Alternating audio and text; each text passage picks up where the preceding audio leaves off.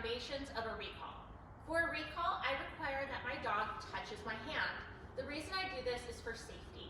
I don't want my dog just coming back to me that they're close. I want them so close that I can grab a collar or a harness on their body. And I do this by requiring a hand touch. To teach a hand touch, I rub some treats between my hands and I make one hand really smelly. I'm going to hold the treats in my one hand and I'm going to present my smelly hand for my dog to sniff. When they sniff, I'm going to give my marker word yes, followed by a tossed treat. This becomes a really fun game where the dog gets to run away and come back, run away and come back. As for the command, this is a question that I get a lot. The presentation of the hand is the command. I will use my dog's name as a way to get their attention, but me presenting the hand is the physical cue or the command. Rip. Yes. Rip. Yes. Rip. Yes. Rip.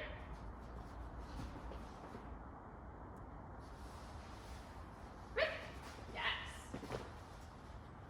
Rip. Yes. Rip. Yes. I can start to throw yes. The treat further and further away, and it makes it a really fun game where they get to run away and come back, run away and come back. Rip. Rip. Yes. Rip. Yes. Rip. Yes. Rip. Yes, good boy. Rip. Yeah. Now what happens if you call your dog's name and they decide that they don't want to come? There's a few problem-solving tricks that we can do that will help get your dog's attention and make recalls really fun. We do not ever want our dog to get in trouble or feel like they are getting a correction in any way, shape, or form when it comes to a recall. We want recalls to be super, super fun at all times. So what I'm going to do is I'm going to have Rip sniffing on a bunch of treats over here, so he's a little distracted from me. I'm going to pretend that I just gave him a call and he's not listening. So what I'm going to do is I'm just going to start to walk up the long line. Yes, good boy! Until he turns and pays attention to me. At that point, I'm going to run backwards and reward the dog for coming into me. So let's demo that one again. I'm going to get him sniffing for some treats. I'm going to pretend that I gave him a hand touch call, that he's good boy. I'm going to pretend that I gave him a hand touch cue that he's not listening to. I'm going to begin to walk up his long line until he gives me some eye contact. Yes, good boy! So we're going to do this one more time. I'm going to toss out some treats. I'm going to let him sniff for them. I'm going to pretend that I gave him the cue and he didn't listen. So now I'm just going to start to walk up his long line until he gives me some eye contact. Yes, good boy! Good boy. Ready? All done.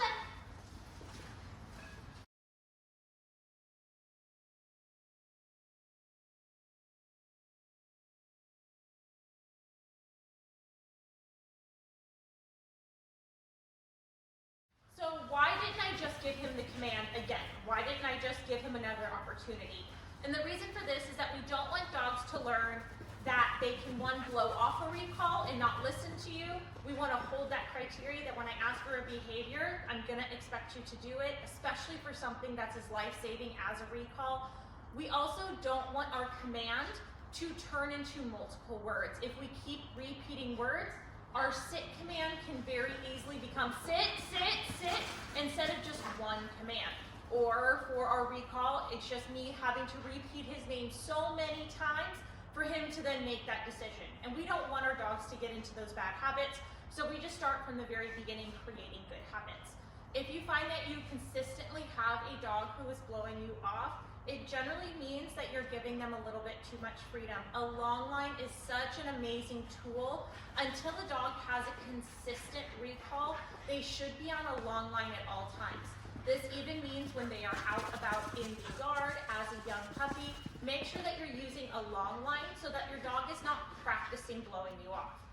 If your dog, or especially you, really just needs some time to let them run off leash and you have a safe fenced area for do that, instead of asking for a recall, I'm going to show you another alternative that you can do to be able to get your dog under control and back into the house without having them practice blowing you off and deciding not to come for a recall. The first one is we're going to have them kind of running around just like Rick is doing. So this is kind of demonstrating what that would be like out in your yard with your dog running in a fenced area. I'm not going to call him for a recall because if it's a young puppy who doesn't know this behavior yet, I don't want him to practice blowing off the behavior or not coming when called. Instead, I'm going to have a handful of treats and my leash ready to go. I'm going to walk up to my dog. Hey, good boy, look what I got. Yes. I'm going to present them with a bunch of treats. While they are eating the treats, I then can grab their collar, clip their leash, and walk them back